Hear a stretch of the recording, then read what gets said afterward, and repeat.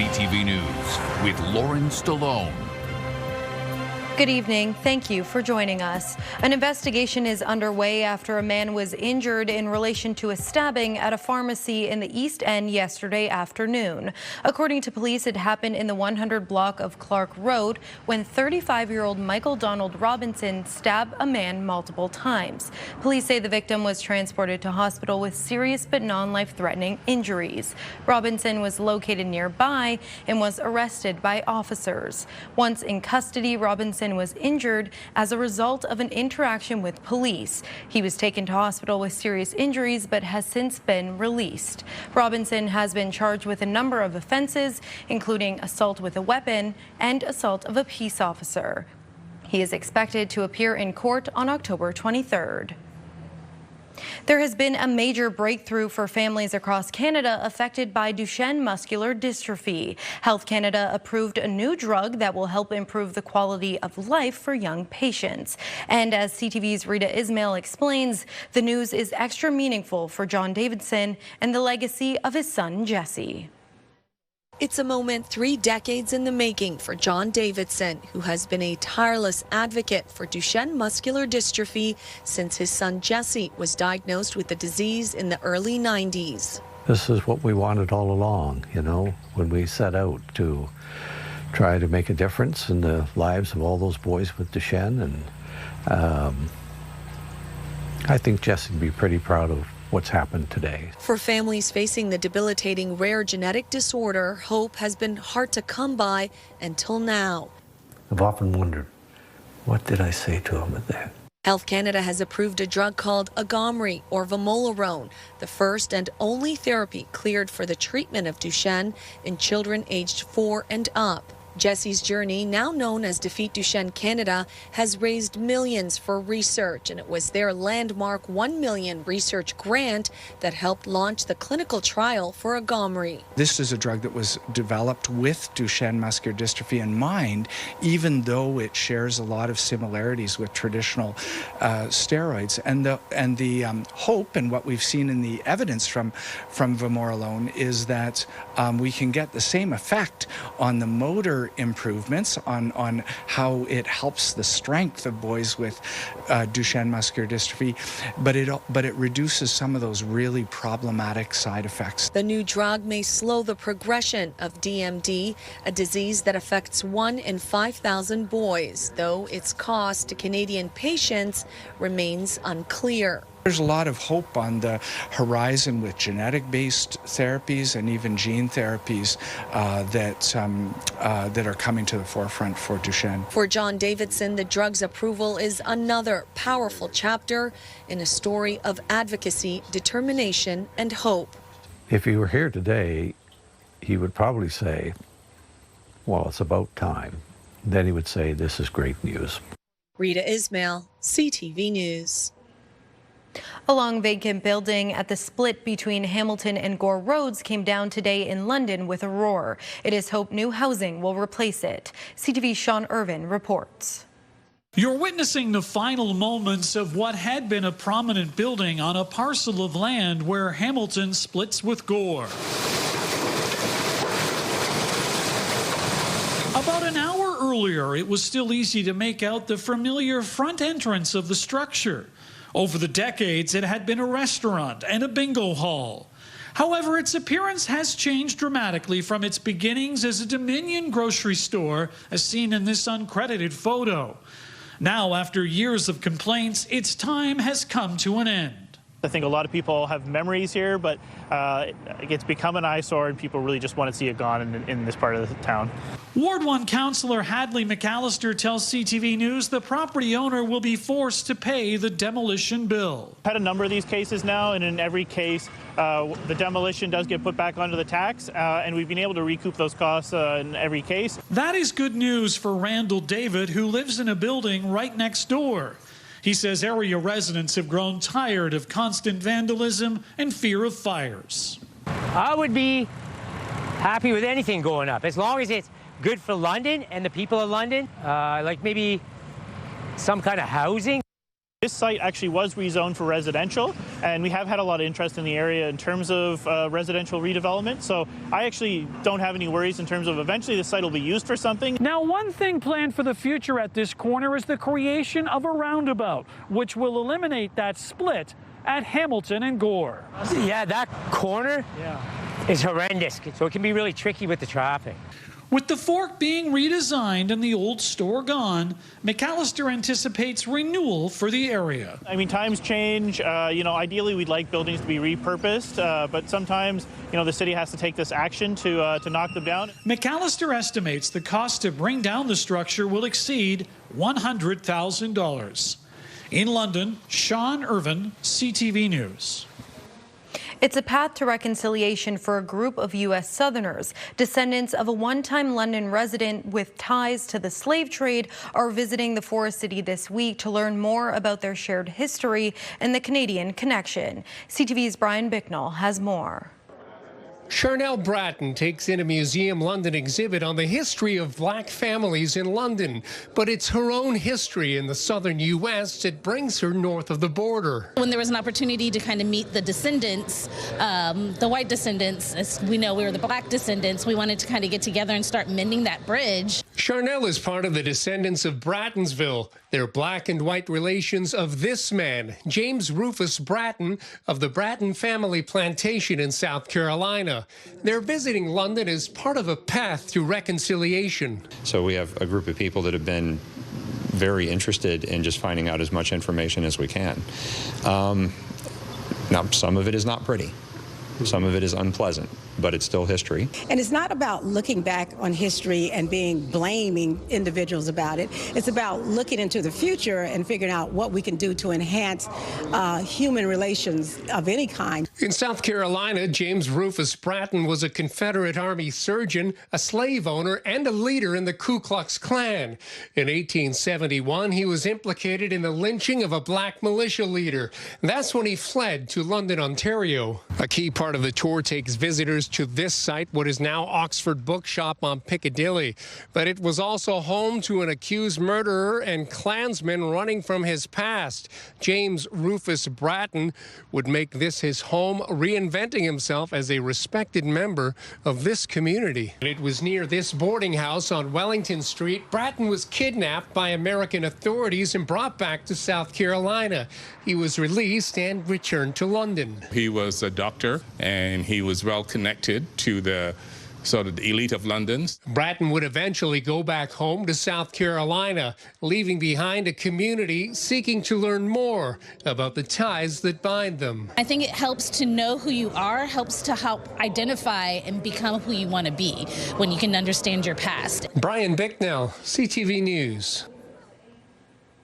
A special task force is recommending city councillors get a 35% raise next term, earning more than 70% of Londoners with full-time jobs. But as CTV's Daryl Newcomb explains, they can't be required to work full-time hours.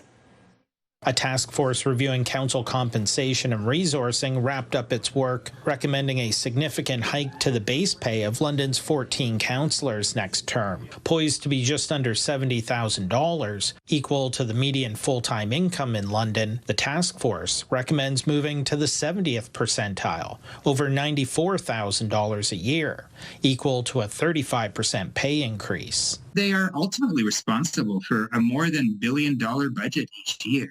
So you want good people, and you want to reward good people for their good work without paying them exorbitantly. And I don't think that the 70th percentile does. No increase is recommended for the mayor, but standing committee chairs would earn an extra 4%, and the deputy mayor and budget chair over $100,000 a year. While the recommended compensation is based on full-time employment data, the task force points out there's no legislative ability to require councillors to work full-time hours. What we do know is that in practice, councillors often work more than 40 hours a week, and that's exactly what the public expect them to do. Previous task forces have also tried to emphasize that it should be treated as a full-time role, but currently several councillors continue to work external jobs or operate small businesses. We just don't think, given what we've heard, that it's possible to represent people well as a councillor in the City of London while doing other full-time gainful employment. The job is just too complicated. It's too much work. The demands are too high. According to some London residents, full-time pay should require a full-time commitment. I think it's a part-time job for most of them, for the majority of them. I understand there are a few that are on every committee and all that, but for the most of them, it's a part-time job. Some specific work hours there. I think that's only fair, especially if they want to raise. So while not required, would the task force expect candidates in next year's municipal election to be prepared to quit their current jobs if elected? The short answer is yes, that if you're going to be running for council in London, the demands of the council job are such that you should expect to have to hit pause on other gainful employment. The task force's 16 recommendations will be considered by a council committee at the end of this month. Daryl Newcomb, CTV News. The mayors of Burlington and Brampton are leading an effort to convince Premier Doug Ford to change course on his plan to ban speed cameras. Burlington Mayor Marianne Mead-Ward and Brampton Mayor Patrick Brown have written a letter to Ford with the support of 20 other mayors. They argue a total ban on the cameras would turn back years of progress on school zone safety. They're asking Ford to allow speed cameras to still be deployed near schools, but with a number of added measures. These include using a reasonable threshold of speed before a ticket is issued and sending a warning for a first offense. A Huron County farmer says he's been approved by the party to run for the federal NDP leadership. Tony McQuail issued a news release today. McQuail is a 7-time NDP candidate in his home riding of Huron-Bruce, but he has never held public office. Party members will cast their ballot for leader next year, with a winner announced March 29th. The lightning will not strike this year.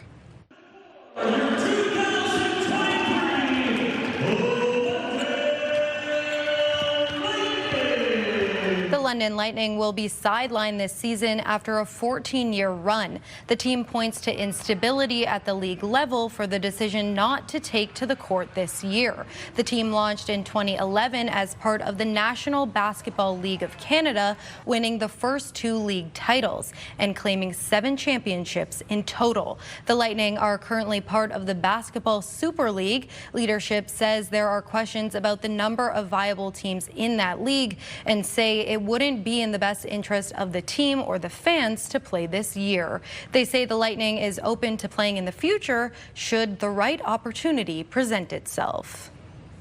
The London Knights were back at Canada Life Place tonight, looking to get their first win of the season. Here's Bruce Gibbons. Riley shoots. That was the overtime winner by Sam O'Reilly to seal the deal for the Knights over the Flint Firebirds. London took the lead late in the third, but Flint would tie it up late. However, the Knights were able to pull through, taking the game 5-4 and securing their first win of the season. The Knights travel up the 401 tomorrow to take on Guelph. Coming up, music mogul Sean Diddy Combs has been sentenced, but how long will he spend behind bars? 5K a day is back on 97.5 Virgin Radio. Listen to Jeff, KP, and Backstage Ben for your chance to win $5,000 every weekday. 5K a day. Virgin Radio.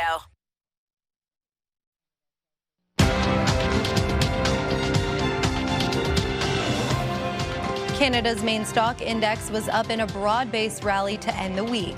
In Toronto, the TSX gained 311 points, and in New York, the Dow added 239, while the Nasdaq fell 64. The Canadian dollar is up 0.05 cents, and on commodity markets, gold gained $40 an ounce, and oil added 40 cents a barrel. Disgraced music mogul Sean Diddy Combs has been sentenced to 4 years and 2 months in prison in a New York courtroom. Combs has been convicted of 2 counts of transportation to engage in prostitution. He was emotional while addressing the court to plead his case. He said his actions previously were sick and that he was on drugs and out of control. The rapper also begged for mercy and apologized to his victims. Combs also has to pay a $500,000 fine, but will get credit for time served. There's been a big development on the war in Gaza following an ultimatum issued earlier in the day by U.S. President Donald Trump. Hamas has issued a response to a proposed Gaza peace plan. CTV's Judy Trin reports. War has decimated Gaza. Now, just days before the second anniversary of the October 7th attack, U.S. President Donald Trump said he believes Hamas is ready to negotiate for lasting peace. Qatar, Turkey, Saudi Arabia, Egypt, Jordan, and so many others. So many people fought so hard. This is a big day. We'll see how it all turns out. We have to get the final word down. Hamas agreed to negotiate just hours after Trump issued an ultimatum to the terror group that all hell would break loose. As part of the plan Trump outlined earlier this week, Hamas would release all 48 hostages, 20 of whom are believed to be still alive, while Israel would release nearly 2,000 Palestinian prisoners. On Truth Social, Trump says Israel must immediately stop the bombing of Gaza so we can get the hostages out, and that right now it's far too dangerous to do that. He thinks that Hamas is serious, and he wants to negotiate with them. And so that's a very positive move, and it's going to put a lot of pressure on Israel right now. Other parts of the plan include Hamas putting down their weapons and agreeing to turn over control of Gaza to a Palestinian body of technocrats. Israel would also agree to gradually withdraw from Gaza while a stabilization force led by Arab nations takes over security in the territory. I think this is the opening salvo of a meaningful negotiation. Hamas has given up their biggest bargaining chip that Israel wanted, that they have. And so, if they can come to terms on, what are the conditions for the hostages, maybe we can get over some of the other things. Israel has yet to respond to Hamas's willingness to enter into negotiations under this new plan. According to the United Nations, in nearly 2 years of war, more than 60,000 Palestinians have been killed and nearly 2 million people are at risk of starvation. Judy Trin, CTV News. Canada Post has tabled a new contract offer to its striking union.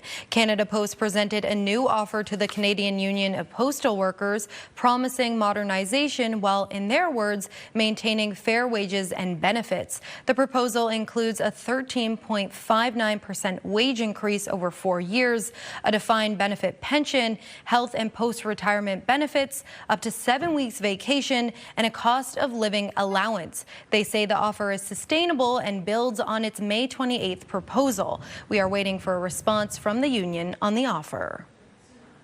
Meanwhile, striking postal workers set their sights on the local Pure Later distribution location in East London today. Those are Cup W members cheering in front of Pure Later trucks being delayed from entering the Cuddy Court facility. They also targeted vehicles they say are being used by independent contractors doing deliveries, holding them up as they tried to leave the property. The postal workers say independent drivers are picking up overflow that has been created by the strike. The workers point out that Canada Post is a Crown corporation and a majority owner of Pure Later. They argue that creates a conflict the federal government shouldn't allow. We've talked to a lot of the customers that come in just quickly, and a lot of them don't know that 91% of Pure Later is owned by Canada Post. How can you have so much conflict of interest at a government level like that? And, and the government's looking to cut jobs. And, they're good paying jobs that we need in Canada right now. Good evening. Skies will be mainly clear overnight. Once again, a bit of fog developing, and first thing tomorrow morning. Forecast highs this weekend, feeling like we're in the heat of the summer season with upper 20s on the way. First thing in the morning, double digits, 14 degrees by 8 o'clock. Thanks so much, Sarah, for this photo of Love. Love is from Happy's Place Retirement Home for Dogs. Thanks for sharing that beautiful photo. Stay with us. They'll have all your weekend weather forecast details coming up right after this.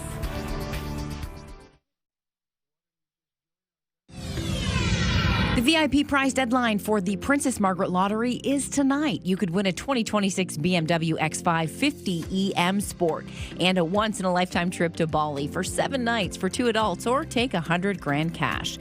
Plus, 3,500 lucky winners will get a $100 home lottery ticket.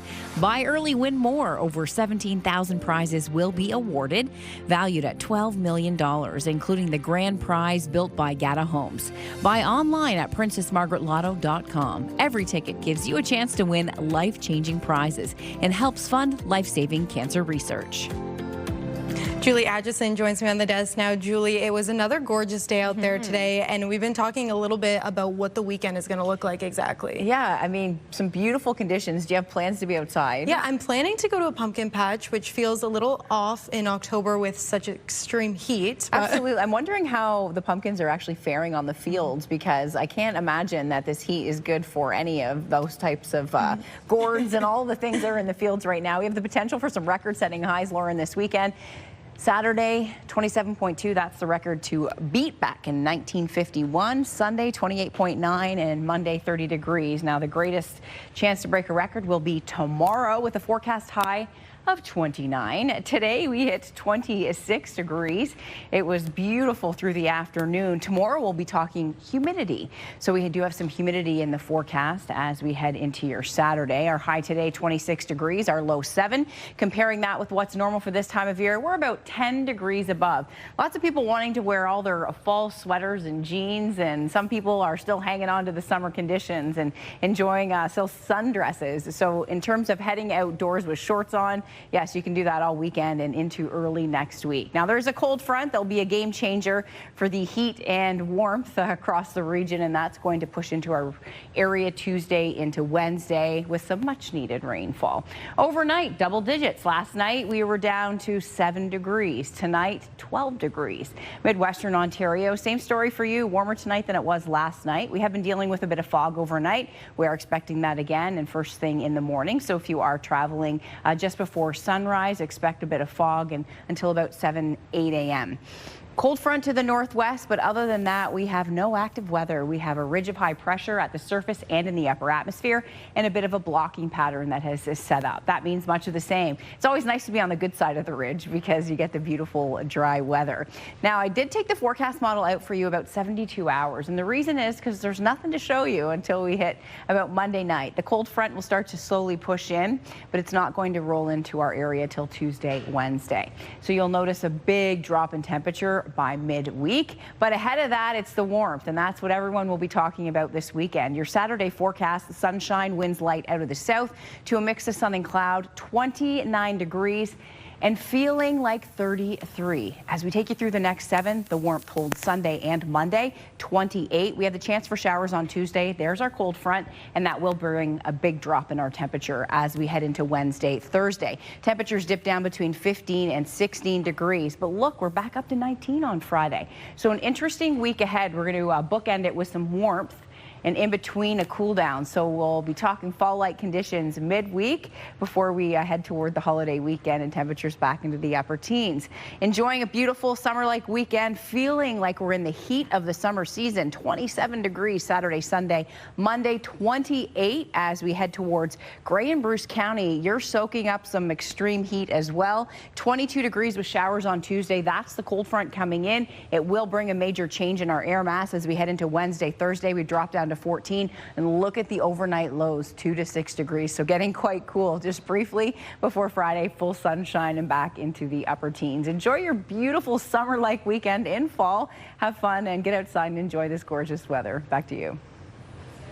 Thanks, Julie. It's a catchy tune that will be sung right across the country this weekend. OK Blue Jays will be ringing in the players' ears tomorrow when they take on the New York Yankees in the ALDS. CTV's John Venevali-Rao caught up with the song's writers for more on the story behind it.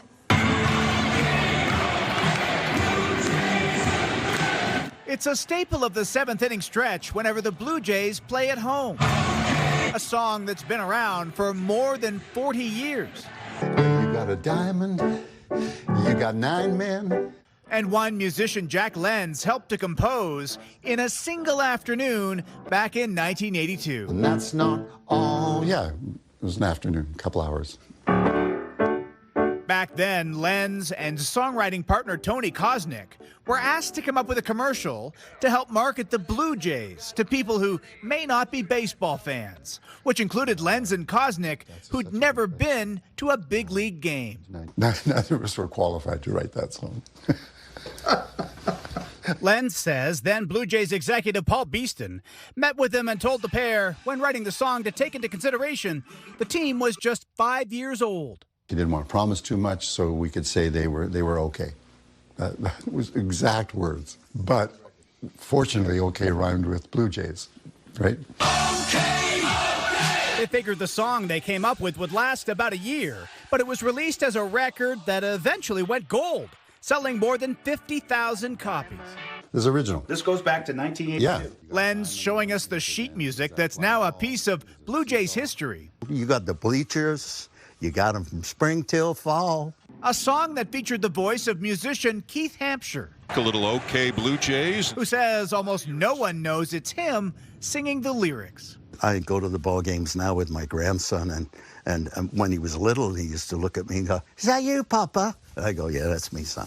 Hampshire is a big Jays fan and pleased the song lives on. Okay. And like Lenz, hoping the team is more than just okay in the playoffs. Let's. John Venevalley Rao, CTV News. Crack. Toronto.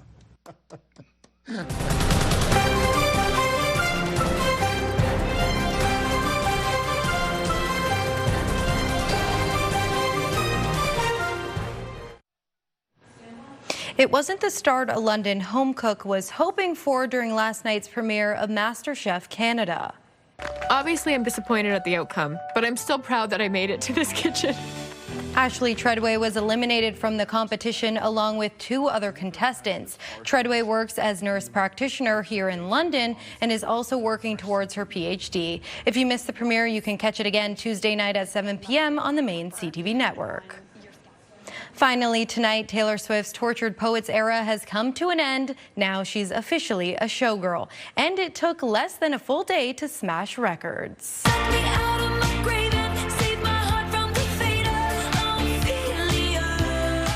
That's a taste of The Fate of Ophelia, the first track off Swift's new album. The Life of a Showgirl, the new music, dropped at midnight, and 11 hours later, it had broken the record for most single-day streams on Spotify this year. Along with the album, there is also a film. The official release party of A Showgirl is now playing in Windsor theaters and all over Canada. It includes the world premiere of the music video for the lead single, The Fate of Ophelia, along with behind-the-scenes footage, lyric videos, and never-before-seen personal. Have a great weekend. Thanks for joining us.